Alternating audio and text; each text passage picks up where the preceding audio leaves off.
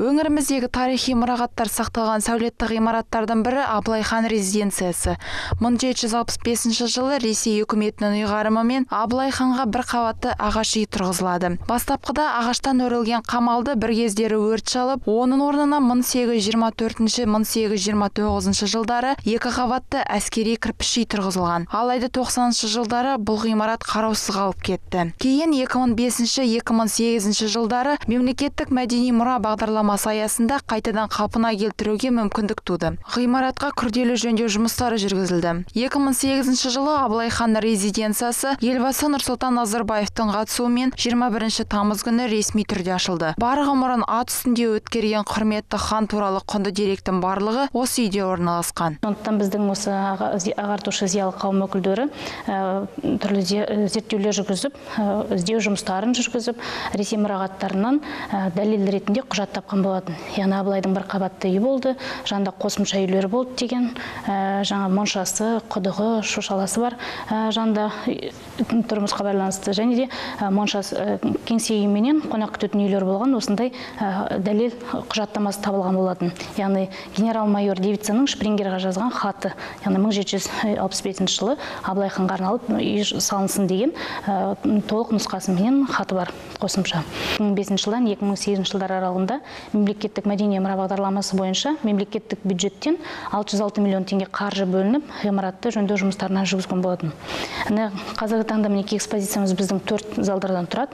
Яғни бірінші, екінші залдарда бізде Абылайдың 1711 жылдан 1770 жылдар аралығында өмір кезеңіне арналған залдар болып табылады. Екінші жылымыз бізде Абылайдың тынығу бөлмесі. Үшінші залда біздің мұражайдың бір басты залдарының бірі болып табылатын тақ залы. Яғни Абылайдың өзінің тақ үстінде отырған бейнесі көрсетілген зал бұл. Ал төртінші залымыз бізде Абылайдың мемлекет қайраткері ретінде танып білетін залымыз болып табылады. Яғни 300-дің ханы етіп, 300-дің басын біріктірген етіп, ақ кезге көтерген сәттері көрсетілген зал. Қазіргі таңда айта кетерлігіміз осы Абылай ханның резиденциясы мұражай кешені тек қана Абылай хан жайында ғана айтып өтпейміз. Осы Абылай ханның өмір кезеңдерін сол кездердегі жаңа 17-ші, 18-ші, 19-ші ғасырларды қамти отырып, қазіргі таңдағы жас ұрпақтарға тарихты бойына тарту, яғни сіңіру жас ұрпақтың. Және де өзіміздің осы Абылай хан таныстыру үшін біз бірден өзімізге жаңағы келушілерімізді тартуымыз керек. 8 жыл бойы іргесі қаланған бұл ғимарат ішінде 4 зал бар. Солардың бірі тақ залы. Абылай хан Жәңгір ханның 5-ші ұрпағы болған. Жастайынан қан майданының ортасында өскен Абылай Төле бидің тәрбиесін көрген. Соның арқасында 20 жасында ел билеу ісіне араласа бастаған. Осындай тарихи мәліметтерді Абылай ханның тақ залынан көруге болады. Бұл бөлменің қақ төрінде Абылай ханның бейнесі қойылған. Әр елдің басшыларымен жүргізген келіссөздерінің барлығын осы бөлмеден байқауға болады. Сонымен қатар көрмеде Абылайдың қару-жарақ мен төс белгісі де бар. Ал бұл жерде әйел адам мен ер адамның ат әбзелдері көрсетілген.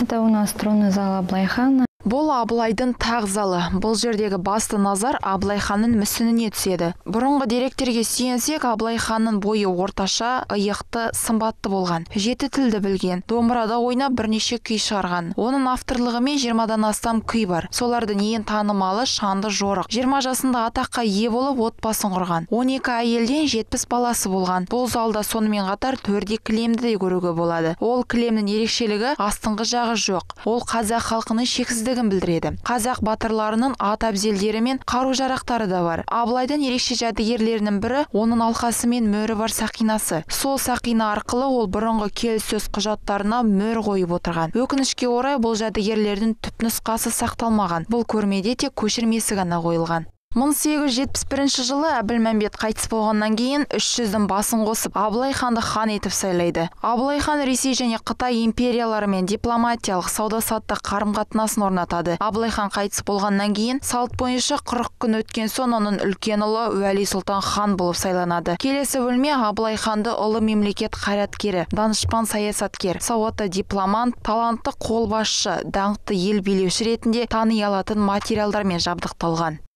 В 1771 году Бұл залда Абылай ханның хан болып сайлаған күннен бастап Ресей, Қытай империяларымен жүргізген келіссөздері жайында көруге болады. 300-дің басын қосқан Абылайды 1771 жылы ақ киізге мінгізіп хан етіп сайлайды. Сол кезден бастап ол Қытай империясымен сауда-саттық қатынасын орнатады. Абылай хан оларға көбінесе жылқы сатып, ал қытайлықтардан қару-жарақ, ат-әбзелдерін алып отырған. 1781 жылы Абылай қайтыс болғаннан кейін салт бойынша оның үлкен ұлы Уәли хан болып сайланады. Түркістан қаласындағы Қожа Ахмет Яссауи кесенесіне жерленген. Елбасы Нұрсұлтан Назарбаевтың біздің мұражайды ашқан уақытта біздің осындай тәуелсіз күнге жетуіміз Абылай ханның арқасында деген болатын.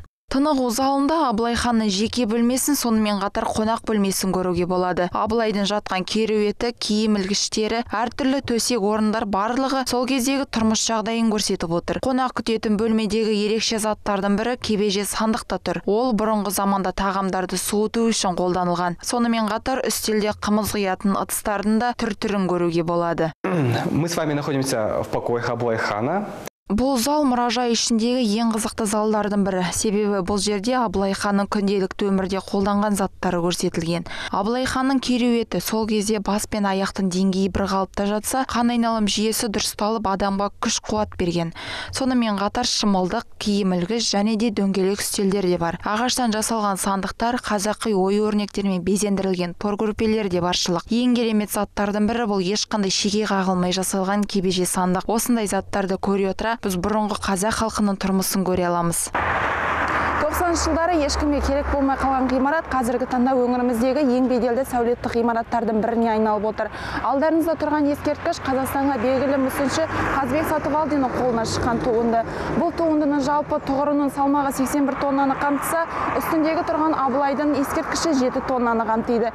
Бұл тек қана өңіріміздің емес, сонымен қатар шетелдерден келетін қонақтардың көзайымына айналар сөзсіз. Абылайдың ақ үйі Петропавл қаласындағы еңселі кешендердің бірі. Оның жалпы алып жатқан көлемі 1,58 гектар жерді құрайды. Мұражайдың жалпы қорында 300-ден астам жәдігерлер бар. 260 жәдігер халыққа көрмеге қойылған. Бұл мұражайға тек қана өңіріміздің тұрғындары ғана келіп қоймай, шетелдік қонақтарымыз да көрмені тамашалай алады.